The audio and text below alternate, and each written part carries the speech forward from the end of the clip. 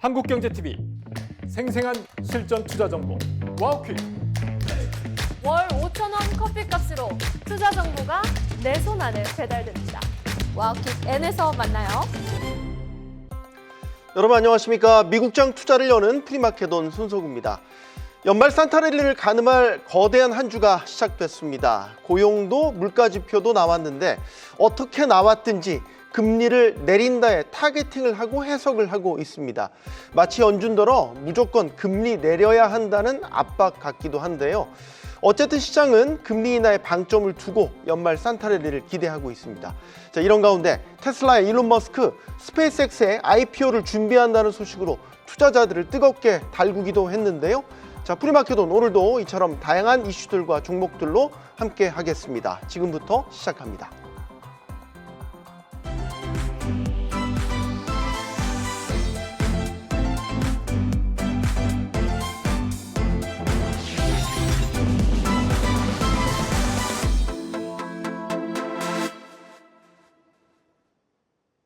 이번 주 핵심 이슈는 뭐니 해도 금리라는 걸 누구도 부정하지 못할 겁니다. 자, 이번 주 금리 결정을 하는 데 있어서 마지막 가늠자 역할이라고 할까요? 지난주에 발표된 PCE 물가 지표였습니다. PCE 물가 지표가 2.8%, 전월 대비로는 0.3% 각각 상승했습니다. 낮다고 볼 수 없습니다. 하지만 금리를 내리는 데는 문제가 없답니다. 이걸 어떻게 봐야 되겠습니까?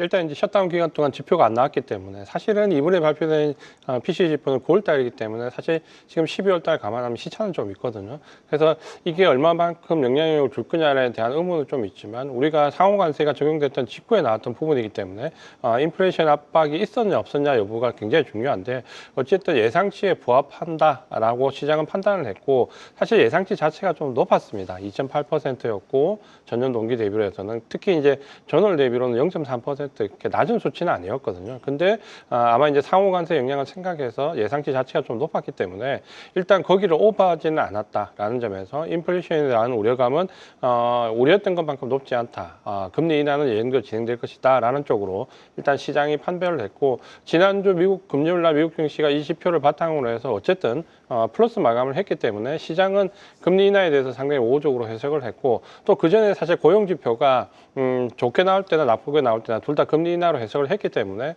이번에도 역시 이제 그러한 부분에서는 크게 금리 인하에 대한 기대감이 훼손되지 않았다. 다만 앞서 말씀하신 것처럼 PCE 지표 자체가 사실 낮은 건 아닙니다. 그래서 아마 이제 이후에 나오는 PCE 지표도 여전히 높게 나온다라고 하면 연준이 지금은 고용 지표에 어쨌든 오리엔테이드에 대해서 말씀을 하고 있지만 아마 이제 인플레이션 지표에 대해서도 어느 정도 우려감을 표시할 수 있기 때문에 그런 부분들은 아마 차후 우리가 좀 신경 써야 될 부분이다. 이렇게 좀 말씀을 드리겠습니다. 네, 추세 자체도 보면 올라가는 추세인 건데 예상치에 부합했으니까 금리를 내리는데 문제가 없다라는 식으로 시장이 지금 해석을 하고 있거든요.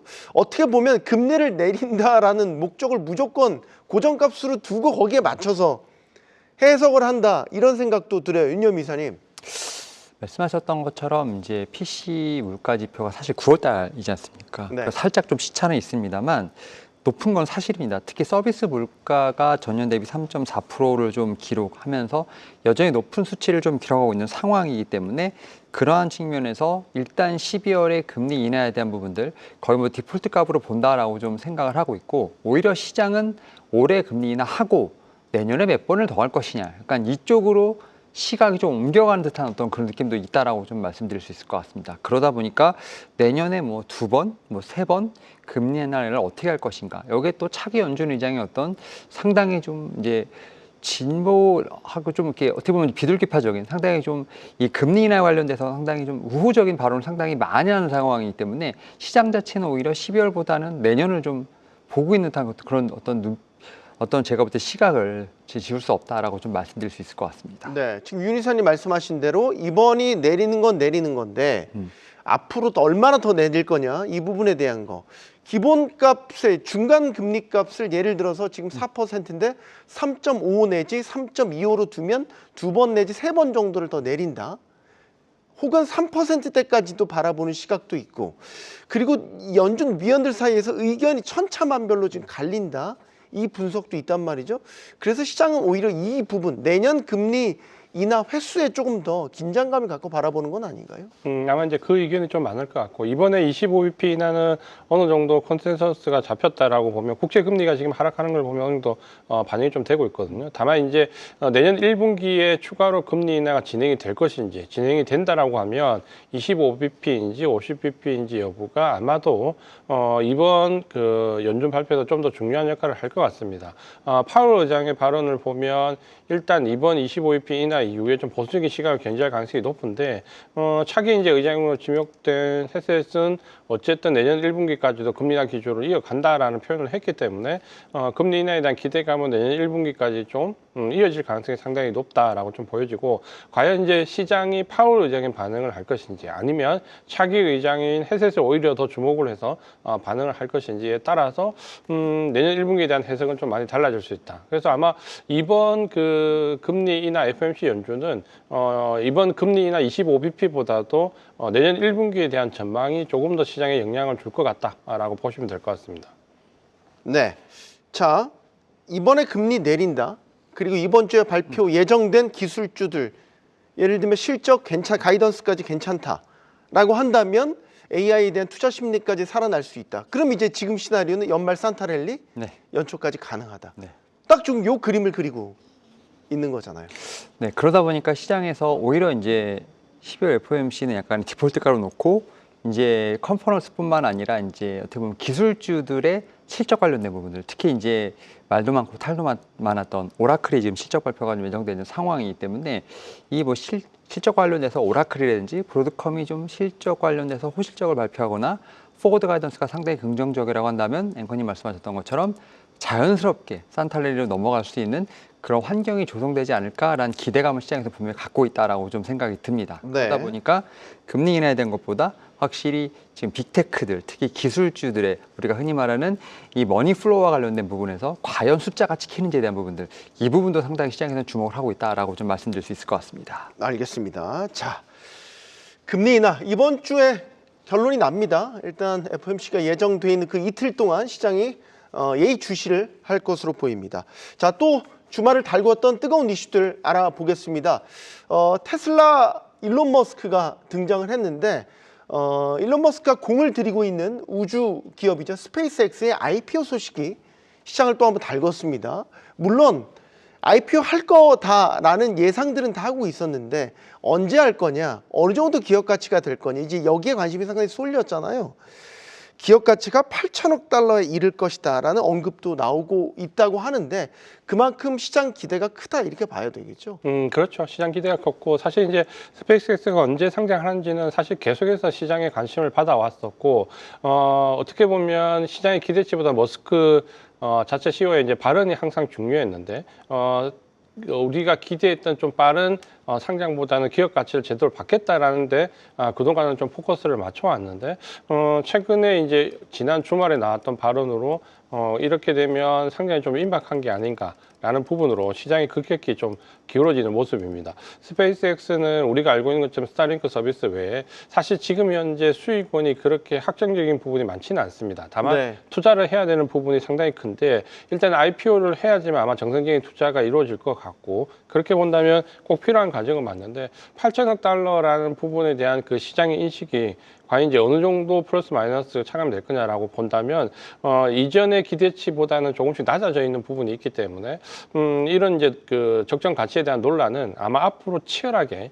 계속해서 대두가 좀 될 것 같습니다. 네, 이게 상장하는 방식도 되게 민감해요. 예를 들어서 시장 투자자들이 살 수 있는 신주 발행을 할 것이냐, 아니면 기존 주주들이 갖고 있는 구주를 다른 펀드에 파는 세컨더리 방식이 될 것이냐, 이걸 선택하는 거에 따라서도 사실 굉장히 좌우가 갈리게 되잖아요. 네. 어떤 방식을 지금 시장은 원하는 걸까요? 일단 스페이스X 같은 경우는 이제 신주 발행보다는 세컨더리 거래를 좀 더 선호하는 것으로 좀 알려져 있는 상황이라고 좀 말씀드릴 수 있을 것 같은데, 네. 일단 일론 머스크 같은 경우가 뭐 로열티가 좀 상당히 높은 기존의 주주들의 초기 투자자 대한 어떤 제가 볼 때는 배려를 먼저 하는 어떤 그런 부분이 있지 않을까라는 좀 생각을 하고 있고요. 여기에 더해서 일단은 이 비상장 회사가 어떻게 보면 상당히 오랫동안 비상장을 좀 머물면서 상장을 하지 않았기 때문에 신규의 어떤 발행보다는 기존 주주들이 현금을 먼저 확보할 수 있도록 좀 어떻게 보면 통로를 마련해 준다라는 측면에서 봤을 때 세컨더리 거래를 제가 볼 때는 좀 먼저 차입할 것이 아니냐는 좀 생각이 듭니다. 네. 말씀하셨던 것처럼 뭐 일단은 뭐 내년 하반기라고는 하지만 어쨌든 뭐 부인 기사도 나오긴 했습니다만 좀 동향을 좀 살펴볼 필요가 있습니다만 확실히 좀 IPO에 대한 어떤 이런 준비들은 그래도 조금씩 올라오고 있는 것이 아닌가 생각은 하고 있습니다. 이게 만약에 이제 세컨더리 거래라고 하는 거는 예를 들어서 기존에 가지고 있던 구주 지분을 더 높은 가격에 사주는 어떤 기관이나 뭐 아니면 사모펀드가 나타난다는 얘기죠.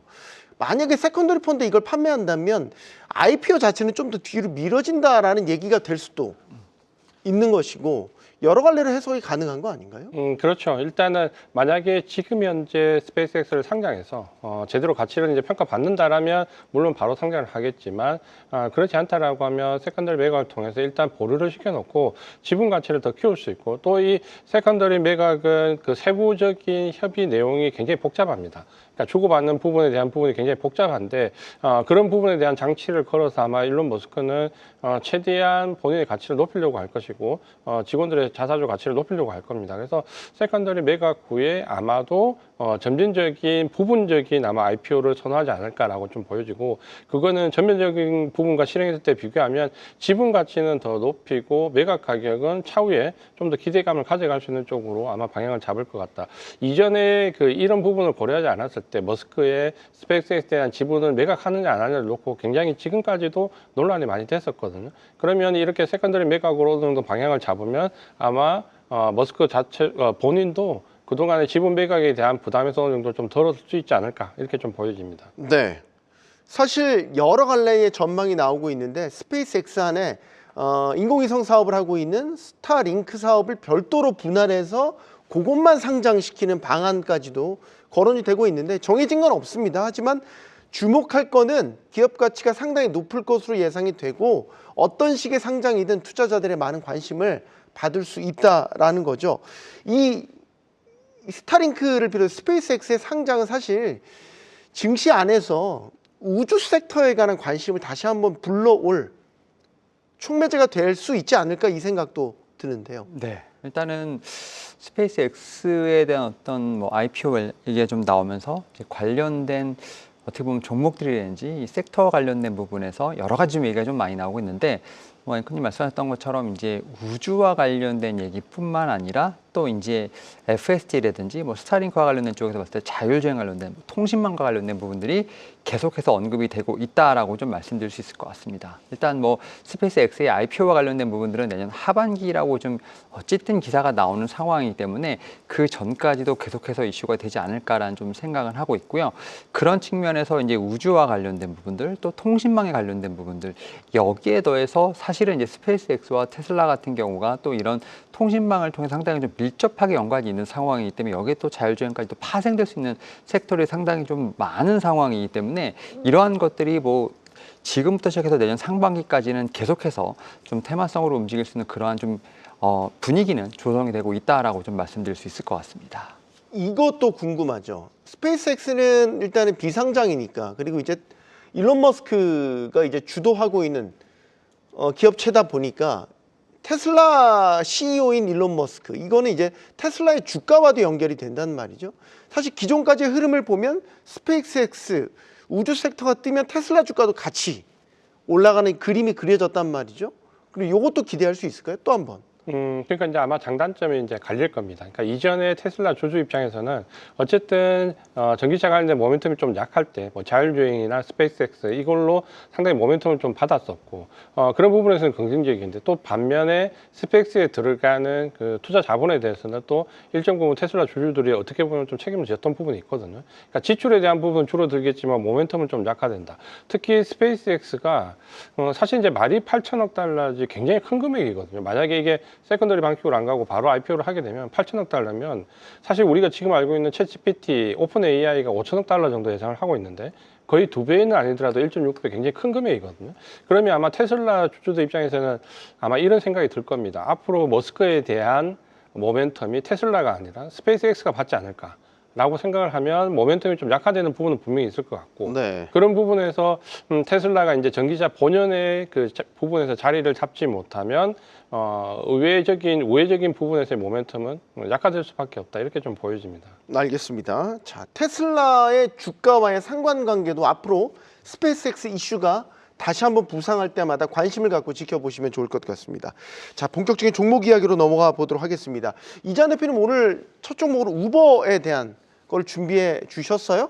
테슬라 얘기를 하고 우버 얘기를 하려니까 바로 또 연결이 되는 흐름이 되기는 합니다. 일단 최근에 우버 실적 괜찮았죠. 그리고 자율주행 사업들 여러 업체들과 제휴 서비스를 통해서 계속해서 적용 범위들을 확장해 가고 있잖아요.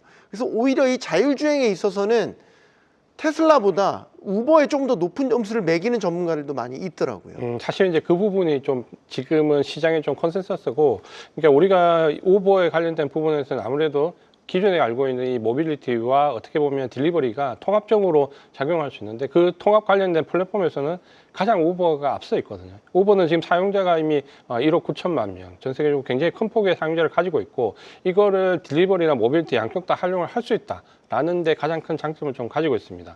최근에는 자율주행과 관련된 부분에서는 상업화 테스트가 가장 빠르게 진행이 되고 있고 아마 지금 현재 이제 진행되고 있는 부분이 어느 정도 가시적인 결과가 나오면 상업화도 오히려 테슬라보다 빠르지 않을까라는 기대감이 있고 그렇게 보면 우버는 지금 현재 가지고 있는 플랫폼, 충성 고객, 여기에 모빌리티 딜리버리를 통합할 수 있는 능력 이런 부분들이 어떻게 보면 테슬라보다는 자율주행 관련된 쪽에서는 가장 더 빠르다.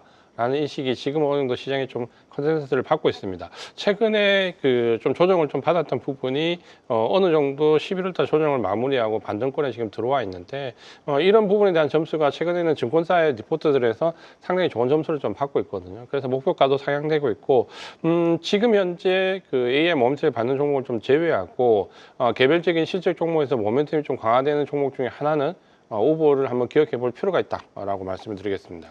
항상 이렇게 새로운 영역을 개척하는 사업은 비용도 많이 들어가고 정책 규제, 허들 이런 것들에 시간도 많이 들기도 하고요.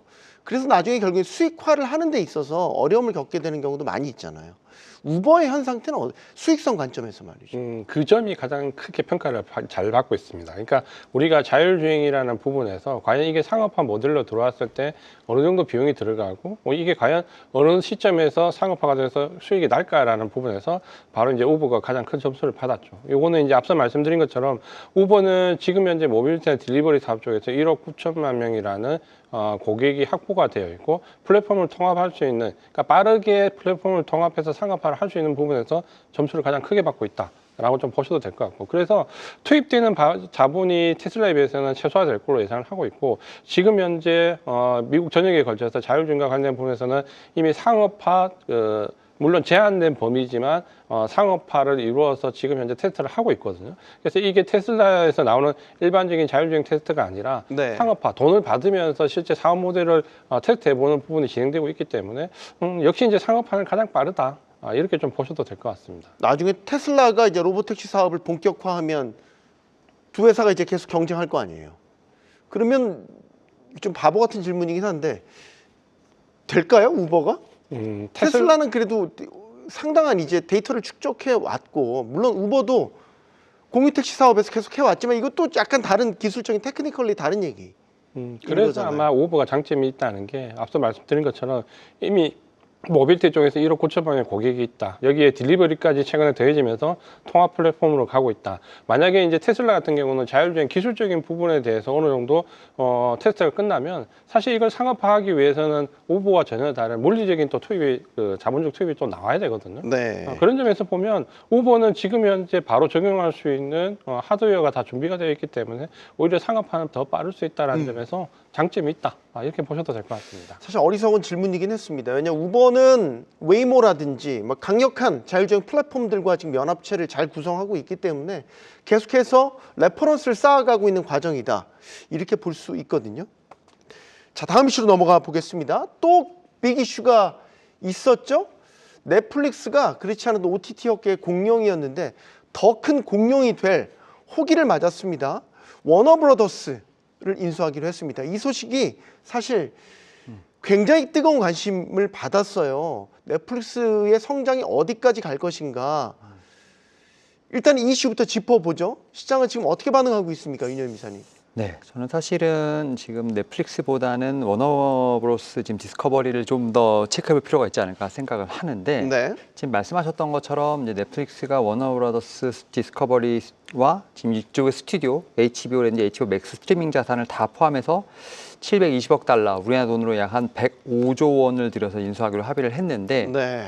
사실 이게 그 AT&T 분사 이후 600억 달러 수준이었다는 점을 감안하게 되면 약 한 12% 정도 올랐던 부분은 상당히 좀 비싼 가격대라고 좀 말씀을 드릴 수 있을 것 같고, 이 지금 인수 과정에서 이제 넷플릭스 같은 경우가 뭐 파라마운트, 컴캐스트를 좀 제치고 따냈다라고 좀 말씀드릴 수 있을 것 같습니다. 결국 이제 글로벌 스트리밍 시장에서 어떻게 보면 판도를 다시 한번 재편할 수 있는 어떤 규모라고 좀 말씀드릴 수 있을 것 같고, 다만 일단은 이 인수하는 과정에서 제가 볼 때는 한 12개월에서 18개월 정도 소요될 것이라고 예상이 됩니다. 아무래도 이 인수 승인 과정에서 백악관이 어쨌든 반독점 심사에 대한 어떤 방향성, 이 부분에서 얼만큼 영향력을 행사할지가 가장 제가 볼 때는 좀 이슈로 거론되는 상황이기 때문에 일단은 지금 인수에 대한 얘기 나왔습니다만 한 18개월 정도까지는 계속 지켜볼 필요가 있다라고 좀 말씀드릴 수 있을 것 같습니다. 인수를 하기로 합의는 했지만 규제 당국의 승인이 떨어지지 않으면 네. 인수합병은 무산된단 말이죠. 네. 이런 건 이제 트럼프 대통령이 불편한 말을 꺼냈단 말이죠. 네. 넷플릭스의 말 그대로 독점이 우려된다라는 트럼프 대통령의 말 한마디가 계속 남습니다. 만약에 합병이 거부되거나 여러 불리한 조건으로 만약에 이루어지게 된다면 이건 또 주가의 악재가 될 수 있는 거 아닌가 싶은데요. 일단 넷플릭스에는 악재가 되겠습니다만 지금 워너브라더스 지금 디스커버리 같은 경우는 이제 위약금을 받게 되는 거죠. 아 그렇죠. 딜이 네, 만약에 깨지면 딜이 계약금은 이제- 줬을 테니까. 네, 지금 그 위약금이 58억 달러, 우리나라 돈으로 8조 6천억 정도 됩니다. 많이도 줬네요. 네. 그러니까 인수 금액의 8%가 이제 위약금이기 때문에 사실 제가 볼 때 워너브라더스 디스커버리 같은 경우는 인수가 되면 제가 볼 때는 좀 공룡 어떤 이제 이 거대한 지금 어떤 플랫폼을 타는 거고, 인수가 무산되면 그 돈을 갖고 또 자체적인 경쟁력을 키울 수 있는 상황이기 때문에 뭐 워너브라더스 같은 경우는 제가 볼 때는 그렇게 손해날 장사는 아니라고 생각이 듭니다. 다만 이제 뭐 파라마운트라든지 컴캐스트, 여기에 더해서 넷플릭스 같은 경우는 지금 이 반독점 심사를 어떻게 제가 볼 때는 승인하느냐, 또 거기를 또 그 부분에서 또 방해를 하느냐, 또 이 부분이 또 상당히 치열한 또 로비가 시작되지 않을까라는 생각을 하기 때문에 플랫폼이라든지 이런 영화사 입장에서는 상당히 좀 치열한, 혹은 뭐 이제 워너브라더스 디스커버리 같은 경우는 좀 팔짱 끼고 볼 수 있는 좀 그런 어떤 광경이 펼치지 않을까 생각하고 있습니다. 만약에 인수 승인을 받았어요. 받게 되면 원래 이제 인수 경쟁자였던 파라마운트 같은 경우는 인수 소식 나고 나서 주가가 급락을 네, 했잖아요. 네. 상당한 중장기적인 성장성에도 영향을 받겠는데요. 왜냐하면 너무 독점력이 세지니까 넷플릭스가 그렇죠. 넘사벽이 되는 타격이 상황인 상당히 거잖아요. 커지죠. 그러다 보니까 이제 파라마운트 CEO 뭐 데이비드 앨리슨 같은 경우는 네. 이제 트럼프 대통령과 상당히 가깝다라고 좀 얘기가 나오고 있고, 그러다 보니까 상당한 좀 로비를 하지 않을까라는 좀 생각을 합니다. 특히 이제 행정부 내에서도 지금 워너브라더스 인수 같은 경우가 넷플릭스의 어떤 행사력이 상당히 과도해지지 않냐라는 좀 우려하는 상황이기 때문에 이 승인 과정이 뭐 넷플릭스는 상당히 자신한다라고는 합니다만 순탄치는 않을 것이다라는 좀 생각이 듭니다. 왜냐하면 거의 지금 플랫폼, 특히 영화계 쪽을 거의 다 지금 제가 볼 때 넷플릭스가 다 독점하는 어떤 형식으로 가는 상황이기 때문에 네. 나머지 영화사들도 제가 볼 때는 쉽게 물러나지는 않을 것 같습니다. 미국이 어느 나라보다 자유시장 체제인 것 같지만 독과점에 대한 사실 제재는 상당히 강력하게 시행을 하고 있기 때문에 이건 정말로 규제 당국의 승인 심사 과정을 면밀히 좀 지켜볼 필요가 있다라는 생각이 듭니다. 자, 다음 또 반도체 섹터 이야기로 넘어가 보죠. 이번 주에 실적 발표가 예정된 곳이 이제 브로드컴이 있습니다. 상당히 지금 시장에 관심을 받고 있는 건 최근에 이제 TPO 관련 이슈가 뜨면서 브로드컴이 자연스럽게 주목을 받았단 말이죠. 맞춤형 반도체 시대가 오면 가장 큰 수혜를 브로드컴이 받게 될 것이다. 이 기대 때문이죠. 자, 이런 가운데 실적 발표를 한단 말입니다. 자, 브로드컴 어느 때보다 좀 글쎄요. 이제 주가도 많이 올랐고 시장의 관심도 집중되는 이 시점에서 브로드콤 오늘 왜 가지고 나오셨습니까? 일단은 브로드컴이 지금 일단은 구글 관련된 뭐 TPU 쪽에서 어떤 수혜도 예상된다고 얘기가 나왔습니다만 또 지난주 주말에 또한 뉴스가 나왔습니다. 바로 이제 마이크로소프트가 자체적으로 지금 이제 후손 버전 설계를 하고 있는 지금 마이아라고 하는 커스텀 칩에 관련된 부분에 있어서 어허. 기존의 파트너인 마벨이 아니라 지금 브로드컴과 논의를 시작했다라는 뉴스가 좀 나왔습니다. 아. 결국 이제 브로드컴은 지금 구글 관련된 것뿐만 아니라 마이크로소프트라는 어떻게 보면 새로운 또 고객을 또 맞이할 수도 있다라는 어떤 가능성이 제기됐다라고 좀 볼 수 있을 것 같은데요. 네. 그러다 보니까 사실 이제 마벨 입장에서 보게 된다고 하면 기존에 상당히 큰 고객을 뺏기는 좀 그러한 어떤 제가 볼 때는 그렇죠. 최악의 경우도 상상할 수 있다라고 좀 말씀을 드릴 수 있을 것 같습니다. 물론 이제 이 시장에서 어떤 논의가 나왔다는 것 자체만 하더라도 뭐 결국 계약 자체가 바뀐다라고 말씀드릴 수는 없습니다만 그만큼 이제 브로드컴에 대한 영향 자체가 상당히 커가고 있음을 좀 반증하지 않나라고 좀 생각을 하고 있습니다. 그런 측면에서 또 이제 12월 11일 장 마감 후에 지금 브로드컴의 실적 발표가 있는 상황인데 계속해서 지금 뭐 어닝 서프라이즈를 좀 기록하고 있는 상황이다 보니까 4개분기 연속으로 어닝 서프라이즈입니다. 특히 이제 그런 측면에서 이번에 실적도 실적입니다만 또 포워드 가이던스에서 어떤 얘기를 할지가 좀 상당히 주목된다는 점에서 봤을 때 이번 주 상당히 브로드컴의 실적은 상당히 중요한 어떤 이정표가 되지 않을까 생각도 하고 있습니다. 네. 자, 구글의 TPU에 이어서 마이크로소프트의 뭐 맞춤형 칩이죠. 마이아 후속 버전 설계를 이제 마벨을 제치고 브로드컴과 설계 논의를 시작했다라는 보도까지 나온 상황이다. 이 브로드컴의 주가 상단이 어디까지 열릴지가 상당히 기대가 됩니다. 만약에 마이크로소프트 후속 칩 설계도 만약에 브로드컴이 따낸다고 한다면 이건 밸류에이션 평가 완전히 다시 짜야 되는 거 아닙니까? 네, 일단은 지금 GPU랑 TPU의 어떤 그런 키워드 싸움은 계속 지속되고 있는 상황에서 네. 계속 이제 구글에 대한 목표가가 올라가는 상황. 제가 볼 때는 브로드컴도 역시 말씀하셨던 것처럼 상단이 열릴 수밖에 없는 그런 환경으로 가고 있지 않나라고 좀 생각을 하고 있고요.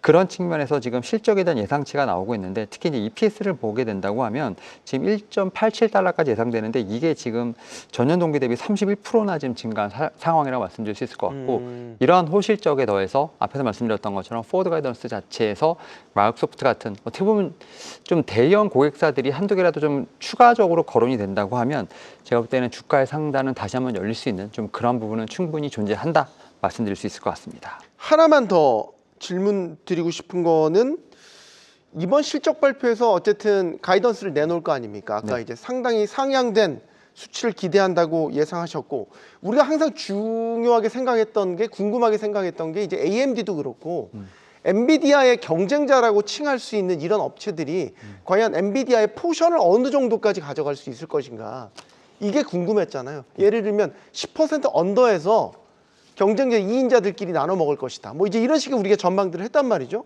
브로드컴이 이렇게 TPU 이슈부터 마이크로 후속 칩까지 가져가게 된다면 엔비디아에도 상당히 의미 있는 경쟁자로서 부상하지 않을까? 이런 생각을 하게 되는데. 일단 좀 새로운 모멘텀이 생긴 것에 대한 부분에서는 시장에서 관심은 있겠습니다만 실질적으로 마켓 셰어에 대한 부분들은 약간 좀 다른 얘기라고 좀 생각이 그래요? 드는. 왜요? 일단은 구글의 칩에 대한 부분에 있어서 뭐 일단 여러 가지 얘기가 나오고 있습니다만 제가 볼 때는 일단 숫자와 관련된 부분은 좀 체크할 필요가 있다라고 좀 생각이 듭니다. 그런 측면에서 봤을 때 이 마켓 셰어에 대한 부분들은 지금 당장의 평가보다는 뭐 내년을 좀 봐야 되지 않을까라는 좀 생각을 하고 있고 여전히 저는 뭐 엔비디아와 관련된 부분에서 좀 더 마켓 셰어는 좀 더 많이 가져갈 수 있는 부분은 아직은 엔비디아가 좀 아성이 높은 상황이기 때문에 네. 지금 구글이라든지 이런 TPU 특히 뭐 이제 주문형 반도체 관련된 키워드들이 새로 나오면서 시장에서 관심을 받는 부분이 있겠습니다만 이것이 숫자로 연결되는지는 체크하는 데 지금 시간이 필요하다라고 좀 말씀을 드려야 될 것 같습니다. 알겠습니다. 자, 윤여민 이사님 연달아서 말씀하시느라 고생하셨습니다. 브로드컴까지 분석을 해봤고요. 마지막 종목으로 가볼까요? 자, 이번에도 반도체 기업입니다. 글로벌 파운드리 이지한 대표님이 준비해 주셨습니다. 글로벌 파운드리는 이제 AMD의 생산 부분이 떨어져 나와서 독립한 회사잖아요. 이게 파운드리 업체에서 지금 5위권 안에 들어가는 기업이죠. 그럼 상당히 크네요. 상당히 이제 인지도는 높지 않는데 그 규모면이나 이런 부분은 작지는 않습니다. 그러니까 주로 이제 모바일이나 차량용 칩을 생산하다 보니까 예전에 이제 레거시 반도체 쪽 이제 이렇게 인식이 좀 되면서 시장에 관심을 많이 받지 못했는데 최근에는 시스템 반도체에 대한 관심이 좀 높아지고 있고 실적도 나쁘지 않았습니다. 최근 네. 이제 글로벌 파운드리가 실적이 좋지 않았는데 지난 분기 실적과 다음 분기 실적 가이던스가 상당히 좋았고 특히 지난 분기 실적 이후에 실적 가이던스가 예상치를 넘어서 상향되는 게 이번 분기가 처음이거든요. 그러다 보니까 주가는 이제 바닥권에서 좀 움직일 수 있는 바닥을 잡고 이제 좀 움직일 수 있는 위치에 좀 들어왔고 또 한 가지 모멘텀은 글로벌 파운드리가 TSMC와 라이선트 협력을 맺었습니다. 그러니까 이거는 뭐냐면 TSMC가 사실은 애플이나 엔비디아 물량을 집중적으로 생산하면서 소화하지 못하는 물량의 일부를 글로벌 파운드리가 생산할 수 있는 여건은 일단 마련되어 있거든요. 그래서 지금 현재 뭐 AI 칩과 관련 부분에서 핵심적인 부분은 물량을 넘겨받지 못하겠지만 TSMC가 고도화되어 있는 AI 칩에 집중하면서 레거시 반도체 쪽에 어느 정도 놓치는 부분은 낙수 효과에 의해서 글로벌 파운드리가 수주할 수 있는 협약을 맺었습니다. 그러니까 이런 부분들이 아마 주가에 좀 반영이 되면 지금 네. 이제 바닥 탈출할 수 있는 좋은 호기에 들어와 있고 반도체 종목치고 이렇게 주가가 많이 오르지 않은 종목은 드물거든요. 근데 실적이 턴어라운드 했기 때문에 좀 관심을 가져볼 만한 위치다. 이렇게 보시면 될 것 같습니다. 글로벌 파운드리가 좀 특화된 칩을 생산한다고 한다면 이제 스마트폰 칩, 그 다음에 자동차에 들어가는 칩, 그 다음에 통신에 들어가는 칩, 이렇게 큰 세 구다리 정도로 볼 수 있는데 예를 들어 스마트폰 같은 경우는 이제 뭐 업황이 상장이 할 만큼 했으니까 요즘에 자율주행이라든지 통신도 6G 차세대로 거론되고 있잖아요. 그럼 이쪽 부분에서 어떻게 보면 글로벌 파운드리는 앞으로 성장성이라든지 두각을 나타낼 수 있는 강점이 여기에 있다 이렇게 볼 수 있는 건가요? 그렇죠. 맞습니다. 말씀하신 부분이 딱 맞고, 이전에 이제 스마트폰과 관련된 부분이 상당히 고전을 했고, 사실 이제 이번 그 직전 분기에서 실적이 좋지 않을 걸로 예상을 했는데, 의외로 실적이 예상치를 넘어섰거든요. 그러니까 스마트폰 쪽에서의 부진을 차량용 반도체 쪽에서 만회를 했는데, 그 만회 정도가 좀 더 좋았다라는 평가가 시장의 평가고, 최근에 이제 자동차 업황은 전체적으로 바닥을 딛고, 우리도 마찬가지지만 미국도 GM이나 포드를 비롯해서 상방향으로 방향 좀 틀 수 있는 바닥론이 지금 나왔기 때문에 아마 차량용 반도체 칩에 대한 기대치가 앞으로 좀 더 높아질 수 있다라는 쪽에 점수를 받았고 그 부분 때문에 실적도 좋았지만 다음 분기 가이던스도 상향이 되면서 차량용 칩에 대한 기대치가 지금은 상당히 높아져 있다. 이렇게 좀 보셔도 될 것 같습니다. 네. 차세대 그 반도체 그 칩 기술 중에 하나가 빛으로 이제 회로를 그리는 포토닉스가 있는데 이 실리콘 포토닉스 관련 기업들을 좀 인수를 했다고요? 이게 배경이 특별한 배경이 있을까요? 아마 이제 차량용 반도체 칩에 대한 업그레이드 버전이 이렇게 이제 아마 보셔도 될 것 같고, 이쪽 분야가 그 독일 업체나 네덜란드 업체와의 경쟁에서 네덜란드 NXP와 비롯해서 가장 치열한 부분 중에 하나인데, 네. 지금은 캐파가 커져가기 때문에 그런 시세 투자나 혹은 인수합병을 통해서 서로 네덜란드 NXP뿐만 아니라 글로벌 파운드리 업체들 모두가 지금은 캐파가 커져가고 있기 때문에 아마 그런 부분에 대한 시너지 효과에 대한 기대치, 역시 이제 차량용 반도체에 대한 기대감 이렇게 좀 보시면 될 것 같습니다. 주가적인 측면에서도 하나만 더 확인할 게 파운드리 업체 중에서 이렇게 주가 안 오른 데 없다. 그런데 실적 최근에 턴어라운드 했다. 이제 그러면 글로벌 파운드리에도 주목을 해볼 때다. 요 논리의 흐름으로 제가 정리를 하면 되겠죠. 그렇게 보셔도 되고요. 차트를 잠깐 보시면 아마 네. 이제 그 부분이 딱 이해가 되실 건데 주가는 파운드리 업체치고 인텔을 제외하고 이렇게까지 우하향한 업체가 별로 없습니다. 근데 최근에 이제 어느 정도 추세를 돌파할 수 있는 부분인데, 그러니까 만약에 실적 개선이 없이 넘어가면 기술적이겠지만 말씀드린 것처럼 실적이 예상치 상향도 턴어라운드 했기 때문에 지금 정도에서 관심을 가져보는 것은 기술적으로도 상당히 유효하다. 이렇게 보셔도 될 것 같습니다. 알겠습니다. 자, 종목 분석까지 다 끝내봤고요. 또 매주 월요일에 만나는 이지환의 월스트리트 투자 전략 들어볼 시간입니다. 조금 더 힘을 내주시고요. 오늘 어떤 투자 전략 가지고 나오셨습니까? 사실 이제 지난주와 이번 주 마찬가지지만 미국 증시도 우리 증시도 굉장히 변동성이 크게 나옵니다.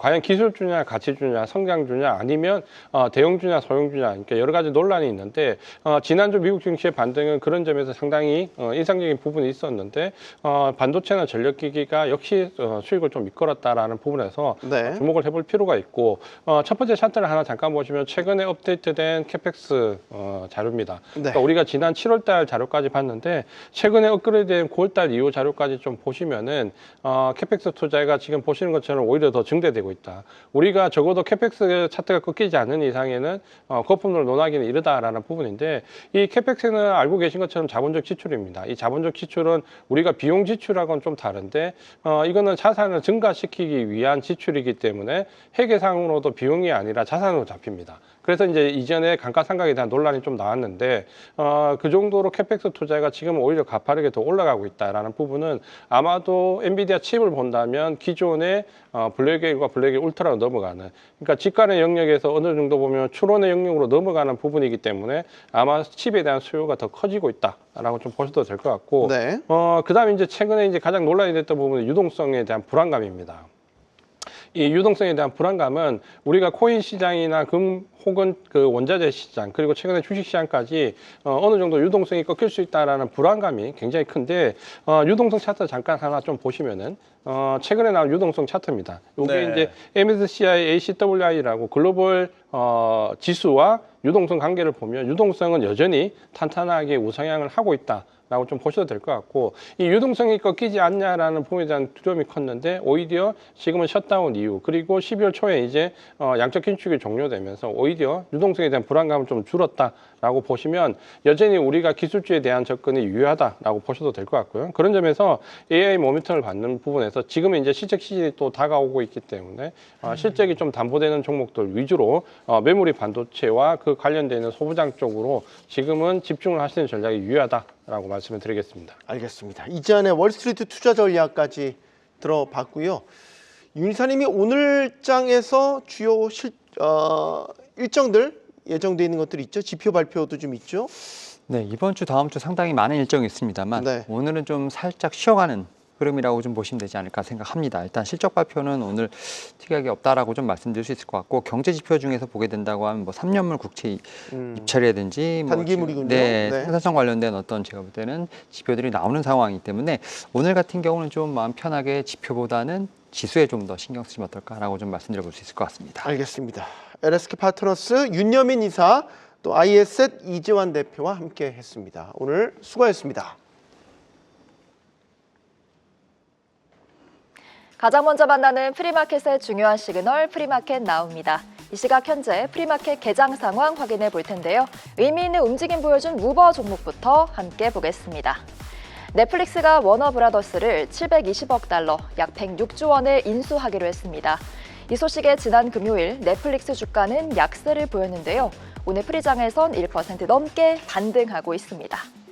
반면 해당 소식에 워너브라더스는 전 거래일 급등 마감했습니다.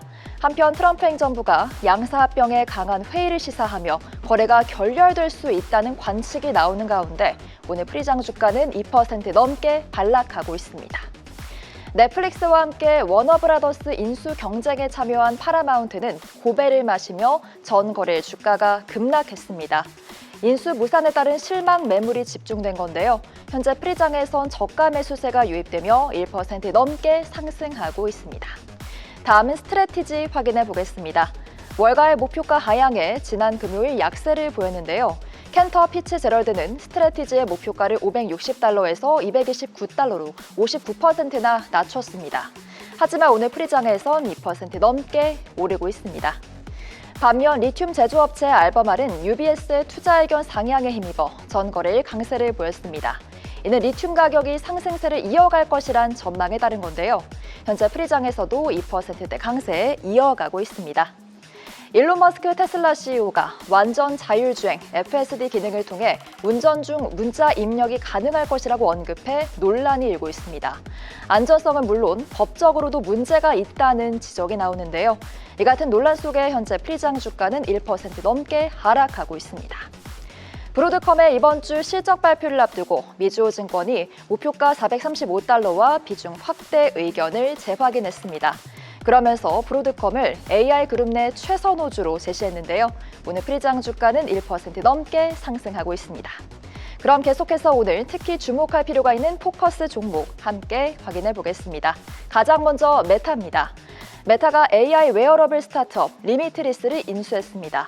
리미트리스는 대화를 녹음하고 요약해주는 AI 펜던트 제조사로 알려져 있는데요.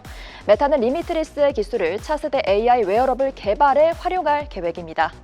메타는 최근 레이벤 스마트 글래스를 출시하는 등 웨어러블 사업 투자를 늘리고 있는데요. 한편 양사는 이번 거래 조건은 공개하지 않았습니다. 오늘 프리장에서 메타 주가는 약보합세 나타내고 있습니다. 이어서 알파벳 만나보겠습니다. 피보탈 리서치는 알파벳의 목표가를 350달러에서 400달러로 상향했습니다. 이는 AI 모멘텀에 따른 건데요. 알파벳의 검색 사업과 클라우드 컴퓨팅 부문의 시장 점유율 확대가 예상됩니다. 알파벳은 올해 전 세계에서 가장 많은 순이익을 올린 기업에 등극했는데요. 또한 최근 한 달간 서학개미가 가장 많이 순매수한 종목으로 집계되는 등 국내 투자자들의 관심도 커지고 있습니다. 현재 프리장 주가는 소폭 상승세 나타내고 있습니다. 마지막으로 에코스타 확인해 보겠습니다. 에코스타는 스페이스X의 지분 매각 소식에 지난 금요일 급등 마감했는데요. 에코스타는 현재 상당 부분의 스페이스X 지분을 소유 중입니다. 월스트리트 저널에 따르면 스페이스X는 자사 기업 가치를 8천억 달러로 평가하는 2차 지분 매각을 준비하고 있는데요. 기존 가치였던 4천억 달러에 비해 2배 증가한 겁니다. 거래가 완료될 경우 스페이스X는 미국에서 가장 기업 가치가 높은 비상장 회사가 될 전망입니다. 에코스타는 오늘 프리장에서도 6% 넘는 급등세 연출하고 있습니다. 네, 이렇게 여러 종목들 함께 살펴봤는데요. 이번 주 뉴욕 증시는 올해 마지막 FOMC 회의 결과와 오라클과 브로드컴 등 주 AI 기업들의 실적에 좌우될 전망입니다. 그럼 지금까지 프리마켓 나우 서효원이었습니다.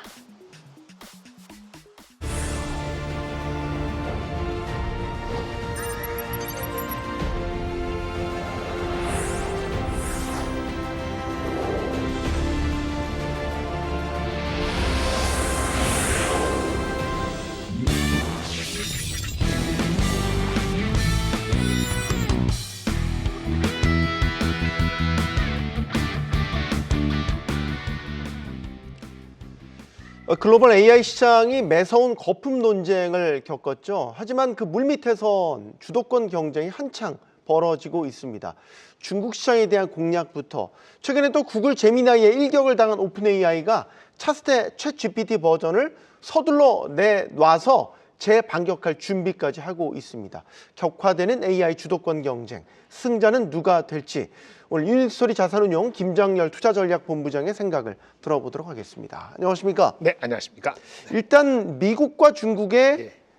반도체 패권 경쟁이라고 할까요? 네네. 뭐 좋아졌다가 나빠졌다가 계속 그럽니다. 최근에 관심을 기울였던 건 좀 고급 칩이죠. 엔비디아 H200을 중국에 수출하도록 네네. 다시 허용해 주는 방안을 논의한다고 네네. 했었는데 의회에서는 최신 칩 수출을 지연시키는 방안을 또 얘기하고 있고 네네. AMD는 일종의 관세를 물더라도 중국에 수출을 하겠다 이런 방침도 밝혔고 그렇죠. 좀 헷갈려요. 왔다 네. 갔다 하고 좌충우돌 하는 양상인 것 같습니다. 네, 저도 헷갈립니다. 어쩐다는 건지 모르겠어요. 일단 충돌되는 지점이 있죠. 네. 일단 세이프 법안이라고 초당적으로 중국에 파는 제품은 최첨단은 안 된다. 최첨단 제품은 나오고 나서 30개월이죠. 30개월에 2년 반 지나고 나서 팔아라 이런 얘기인데 거기 당연히 블랙웨어는 못 팔죠. 그런데 이제 H200이 거기에 들어가느냐 안 들어가느냐 이건데 사실은 이거는 들어가죠. 현재 30개월이면 들어가는데 근데 한편에서는 또 이제 허용해 주겠다는 식의 기사가 나오고 있고 특히 젠슨왕하고 트럼프 대통령하고 만나고 나서 뭐 이렇게 덕담 오고 가는 거 봤을 때는 뭐 이게 나쁜 일이 있는 상태에서 그런 얘기가 나올 수가 없잖아요. 그러니까 충돌되는 지점입니다. 주가는 어쨌든 주가로 분석으로 판단하는데 주가는 잘 모르겠다. 들어가면은 H200을 팔 수 있으면은 그거는 네. 보너스다. 당연히 중국 시장이 약 15에서 20% 정도 추가될 수 있는 시장이기 때문에 특히나 H200이 주어지는 거하고 H20이 주어지는 거가 다르죠.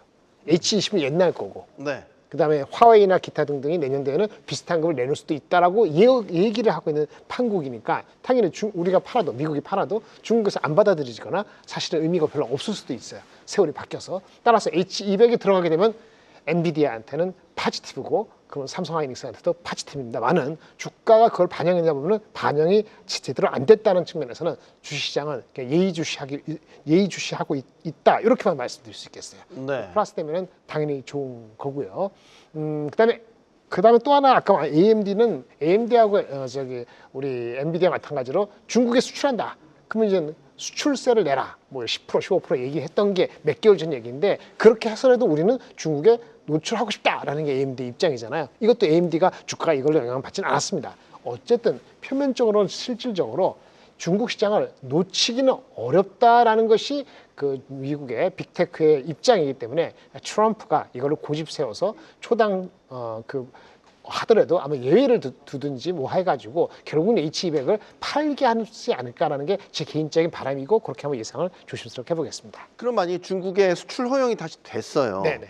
그러면 뭐 완전히 날개 돋친 듯이 팔릴 거냐? 아니면 수출이 허용된다고 해도 중국 내에서의 경쟁 사항도 있지 않아요? 예를 들면 그렇죠. 화웨이 칩이 H20 수준까지는 칩을 이제 네. 만들어낸다면서요. 맞아요. 그리고 또 중국 공산당 지도부가 목리를 부려서 네네. 예를 들어서 미국 측 쓰지 마, 공공기관들 쓰지 마. 네네. 그럼 뭐 중국이야 그냥 뭐 군말 없이 다 안 쓰니까. 그럼요. 당연히 그럴 수 있습니다. 그래서 이거는 그 중국하고 미국하고의 다른 관점에서의 이 해빙까지는 아니더라도 관세가 일단 마무리됐지 않습니까? 여기서 뭔가 우리 히토리 이슈도 있고 여러 가지 이슈가 아직 해결이 안 된 겁니다. 네. 상태이기 때문에 거기서 어떻게 진척이 되냐에 따라 가지고 오늘 내일이 해결이 안 되더라도 다음 분기 언제 다시 한번 액세스가 될 수 있는 그 기대를 가질 수 있는 거죠. 주가는 반영이 안 됐기 때문에 일단 뭐 없는 거는 낫다, 보너스다 이렇게 보시면 될 것 같습니다. 옵션 네. 같은 거죠.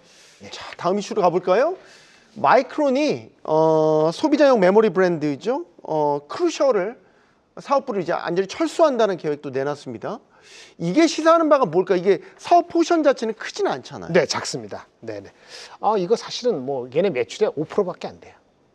그럼 뭐 예를 들어서 효율성 차원에서 매각할 수도 있는 거라는 생각도 듭니다. 매각이라도 그 비즈니스 안 하겠다는 거거든요. 아예 드랍을 하겠다. 네, 다음 달 2월부터 이제 2월까지 하고 안 하겠다는 거거든요. 매출 5%밖에 안 되고 이익률도 사실은 HBM이나 다른 서버용 디램보다 낮을 거기 때문에 이 기준으로 본다면은 뭐 2, 3%도 안 될 것 같습니다. 사양 산업이라고 생각하는 거예요. 사양 산업이 아니고 거기까지 영향을 미칠 그 여력이 없다는 거예요.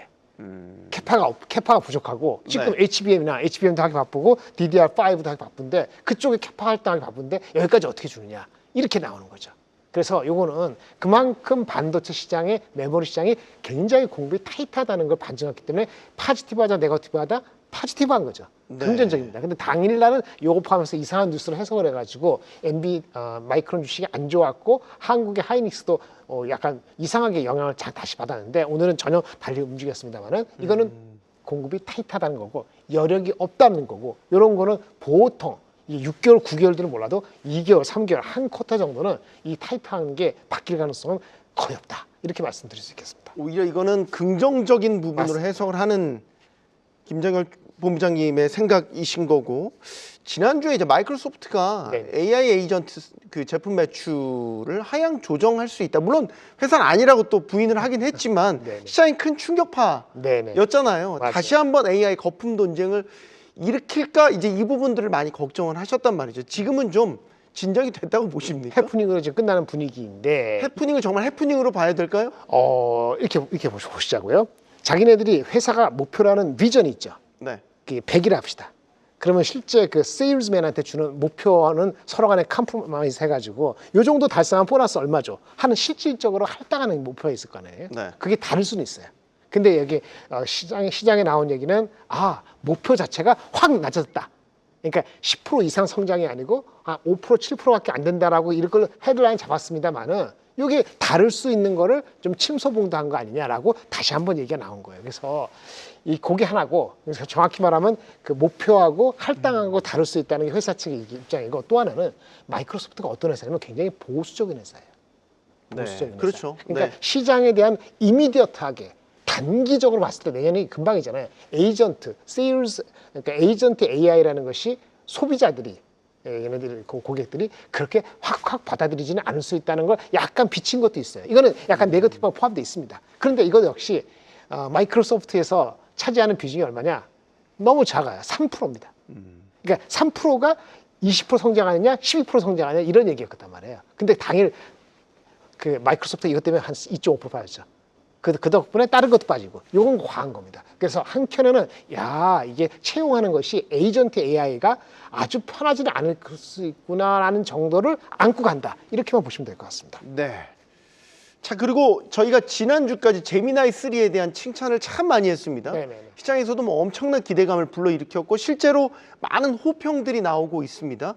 오픈 AI가 네. 이대로 무너질 수 없다. 네네. 그래서 차기 그 챗GPT 버전을 좀 빨리 내놓을 모양이에요. 이거는 네. 제미나이 3에 지금 내준 주도권을 이대로 뺏기지 않겠다. 지금 이 심산인 것 같아요. 맞습니다. 당연히 이번에 그 코드 레드인가? 네. 코드 레드. 발령했다면서요? 네, 발령했다 그러죠. 큰일 났다. 네네. 근데 생각해 보세요. 예전에도 구글도 코드레드 하고 나서 이제 그 이렇게 자기네들 내부적으로 다독이고 나서 몇 개월 뒤에 데려온 제품을 내왔거든요. 네. 그러니까 아마도 챗GPT도 그런 걸 하지 않을까라는 챗GPT 좋아하시는 분들이 기대를 하고 있어요. 이게 5.1 나온 지가 지금 2개월도 안 됐거든요. 1개월. 근데 네. 5.1을 바로 내온다는 거는 그만큼 발에 이제 불이 떨어진 거죠. 그래서 어쩔 수 없이 이게 9일인지 10일인지 모르겠는데 대한민국에는 10일이나 11일에 발표될 텐데 그게 우리 FOMC 나오는 날이에요. 그래서 FOMC뿐만 중요한 게 아니고 금리 인하는 보통 하는 거니까 네. 오픈AI 챗GPT가 나와서 우리 이렇게 잘 돼 있으니까 들어오세요. 최근에 챗GPT에 그 이제 들어오는 이렇게 다운로드 수가 조금은 성장성이 떨어졌단 말이에요. 네. 그래서 5.2가 잘 나오는 것이 오픈AI 관련되는 모든 회사한테는 초미의 관심이 될 것 같습니다. 뚜껑은 열어봐야 될 것 같습니다. 네. 마지막 질문은 브로드컴 질문을 좀 드릴게요. 앞서도 잠깐 브로드컴에 대한 분석을 해봤는데 네. 이번 주 실적 발표하잖아요. 네, 브로드컴이 어떤 실적을 내놓는지도 중요하고 가이던스도 중요하고 네. 최근에 TPU를 비롯해서 여러 호재성 이슈들이 브로드컴을 둘러싸고 있다는 네네. 말이죠. 그래서 브로드컴이 이번 주에 예를 들어서 기술주에 대한 투심을 다시 달굴 네. 촉매제가 될 수 있다는 분석이 나오고 있거든요. 네. 어떻게 보십니까? 매우 중요합니다. 잘못 나오면요. PER이 45배가 됐기 때문에 이게 PER이 45배예요. 구글이 35배고, 네. 애플이 33배고, 그 다음에 엔비디아가 26배입니다. 네. 이렇게 됐기 때문에 이제 브로커 잘 나와야 되는데 일단 수치는 하나만 말씀드릴게요. AI 매출, 전체 매출이 아니고 AI 매출이 성장이 한 66% 나와야 됩니다. 이게 가이던스입니다. 이거 하나만 기억하시면 되고요. 두 번째는 구글한테 수혜를 받죠, 브로드컴이. 네. 근데 브로드컴 구글 말고 커스터머가 2개나 있습니다. 메타가 있고 오픈AI가 있어요. 지금은 주가는 구글 때문에 수혜받는다는 건데 만약에 메타한테 공급하는 메타의 자기 취급이 잘 안 되거나 오픈AI가 잘 안 되면은 이게 약간 상쇄되거나 약간 이상한 쪽으로 보일 수 있어요. 그 브로드컴 갖고 계신 분들은 너무 낙관하지 마시고 구글 말고 그래 메타의 자기 취급 그거 어떻게 되는 거야. 그 다음에 오픈AI 어떻게 돼. 이게 또 못지않게 중요한 주가가 올랐기 때문에 그걸 보셔야 되는 게 두 번째 포인트고 세 번째는 엔비디아와 경쟁해서 엔비디아의 GPU하고 일반 커스텀 에이지 이게 핵심 뭐냐면 칩이 아니고요. 네트워크가 중요해요. 엔비디아의 엔비링크하고 대별되는 게 브로드컴의 토마호크 이거 어떤 무슨 무기 같은데 토마호크 칩이 스위치 칩이 어떻게 발전됐는가가 기술적으로는 매우 중요합니다. 이 세 가지를 말씀드리겠습니다. 알겠습니다. 유니스토리 자산운용 김장열 투자전략본부장과 함께했습니다. 고맙습니다. 네, 감사합니다.